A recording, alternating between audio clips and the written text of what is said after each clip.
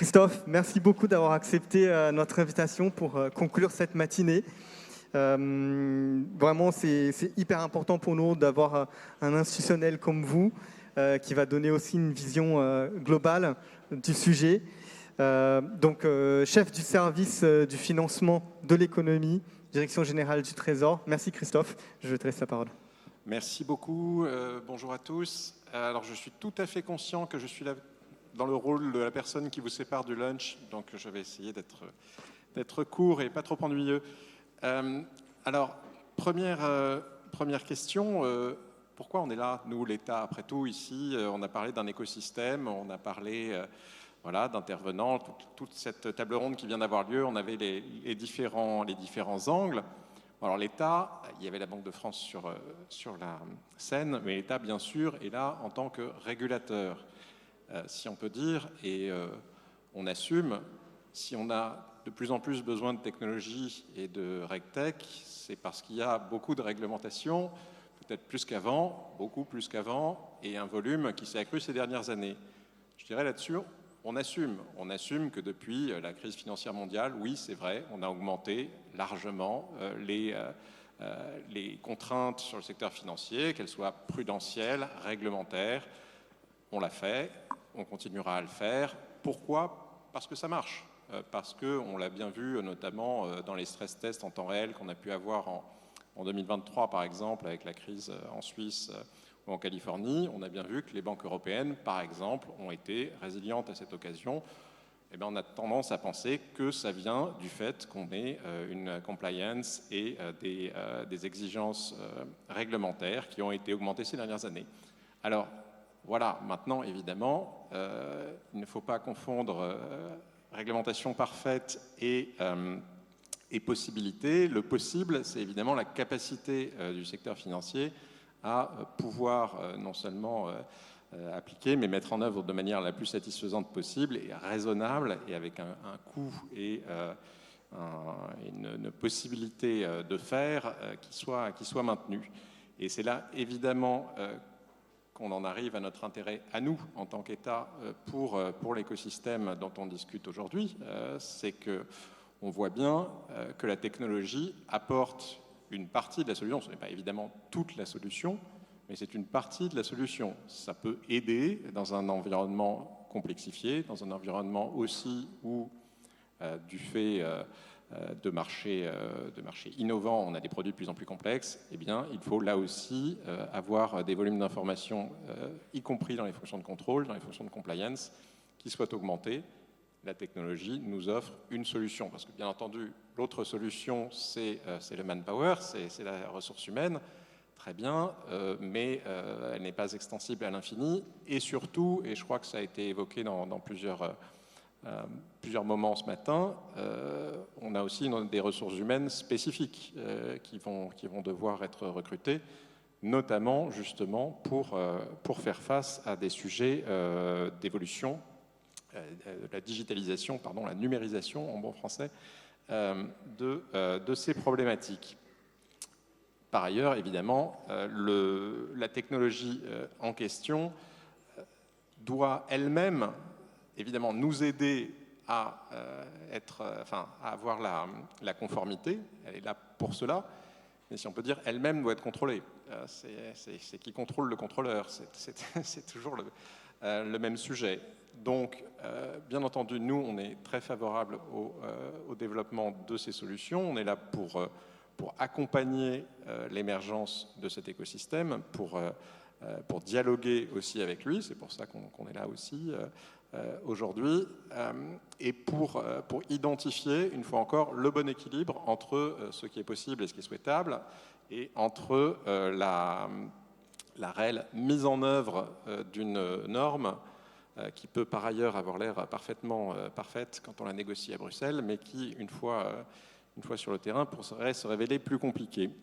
Alors, dans le partage des rôles, évidemment, l'État n'est pas là pour être l'innovateur en chef. Alors certes, on aura, nous, nos petites innovations technologiques dans notre coin. Figurez-vous qu'on travaille aussi sur des outils IA pour, par exemple, faciliter les transpositions, faciliter un certain nombre de renvois juridiques. Je pense que ça aidera tout le monde.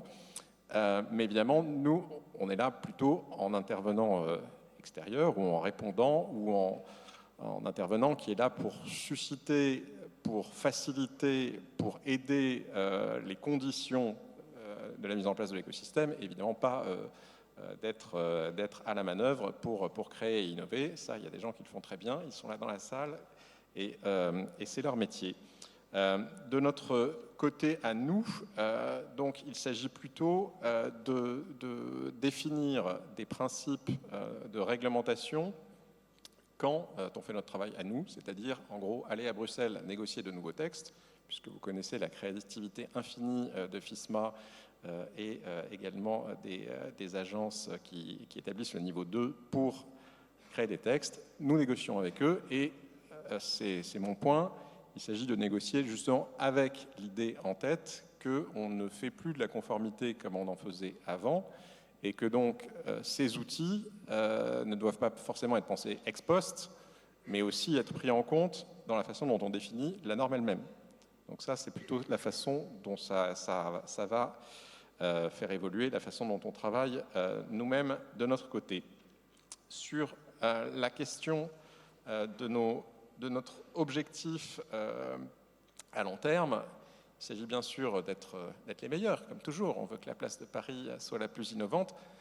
Très honnêtement, nous pensons qu'elle l'est sur une bonne partie des fintech et notamment des regtech. Pourquoi ? Parce qu'effectivement, il y a un foisonnement d'initiatives, parce que aussi les institutions financières traditionnelles, pour employer ce mot-là, ont aussi commencé à jouer le jeu, ont leur propre in-house innovative teams, mais aussi vont faire des partenariats avec des startups, vont faire des partenariats avec des prestataires extérieurs. C'est quelque chose qu'on souhaite non seulement préserver, mais développer. Donc pour ça, c'est toujours un petit peu le même cocktail. On va avoir des initiatives de soutien à l'innovation, donc qui vont cibler plutôt la partie early stage, la partie start-up, des financements qui leur sont dédiés évidemment, et puis la partie animation de place, c'est-à-dire faire collaborer ces différents acteurs pour s'assurer une fois encore qu'on reste plutôt à la pointe des négociations là-dessus. Alors sur les grands principes, ou en tout cas les grands objectifs qu'on peut se fixer collectivement et qu'on aimerait respecter dans les années à venir, puisque évidemment ce mouvement va se poursuivre et doit se poursuivre, pour nous il y a des engagements un petit peu réciproques.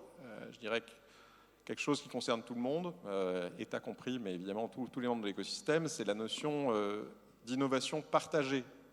Bien entendu, l'innovation de chacun, c'est parfois la principale propriété d'une start-up. Il ne s'agit pas évidemment de faire de l'open source dans tous les sens, ce n'est pas l'idée, mais c'est d'avoir un dialogue permanent sur l'innovation, y compris justement avec, mais ça a été dit très bien par la Banque de France tout à l'heure, y compris avec les superviseurs, y compris avec les régulateurs, voilà, pour vérifier qu'on est bien dans les clous, pour vérifier si on peut dire que parfois on adapte les clous pour que ça y reste, et ainsi de suite. Avoir cette notion d'innovation partagée, ça me semble très important. Deuxième notion importante, et là aussi peut-être avec des engagements réciproques, question de la transparence, c'est-à-dire de la confiance.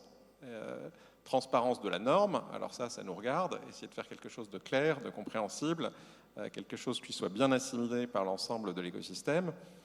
En revanche, évidemment, ça veut dire des pratiques transparentes en face par les acteurs, évidemment, par exemple, les processus, voire les algorithmes utilisés par la RegTech, ça doit être, si on peut dire, suffisamment compréhensible pour que le régulateur et surtout le superviseur soit en confiance et soit en mesure de vérifier que tout ça se passe bien. Donc là aussi, un petit peu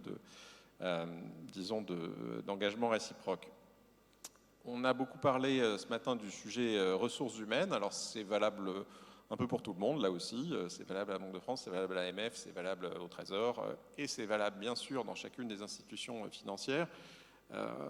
Voilà, qui dit nouveaux besoins, dit nouveaux besoins RH, nouveaux profils, voire formation. Hein. Ça ne veut pas forcément dire qu'il faut remplacer tout le monde, ça peut aussi vouloir dire qu'on fait des ateliers, qu'on forme les gens. Ça a été dit tout à l'heure aussi, ça peut être technique et non technique d'ailleurs. Ça n'est pas qu'une question d'avoir que des gens qui comprennent le top de la technologie, mais ça va être déjà que tout le monde ait conscience que les outils existent, qu'ils peuvent être utilisés, et dans quel sens ça peut être le plus utile. Et enfin, parce que j'ai beaucoup parlé de réciproque, je vais parler d'un engagement qui est purement État pour le coup, qui est plutôt celui de la flexibilité réglementaire. C'est évidemment le principe qu'on souhaite, nous, se poser. Pourquoi ? Parce que tout va un peu trop vite pour être trop rigide. Voilà. Donc, c'est notre idée.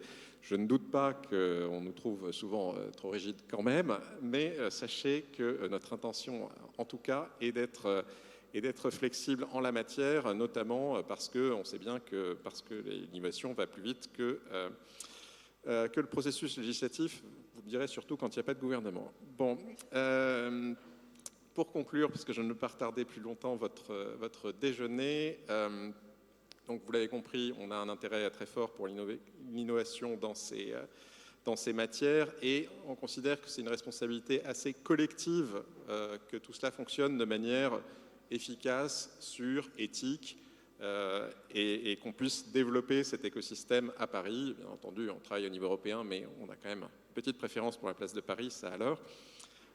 Et nous sommes persuadés que ce type d'événement comme aujourd'hui a vocation à aider en ce sens. C'est pour cela qu'on a été très heureux d'y participer. Et je vous remercie tous de m'avoir écouté. Merci.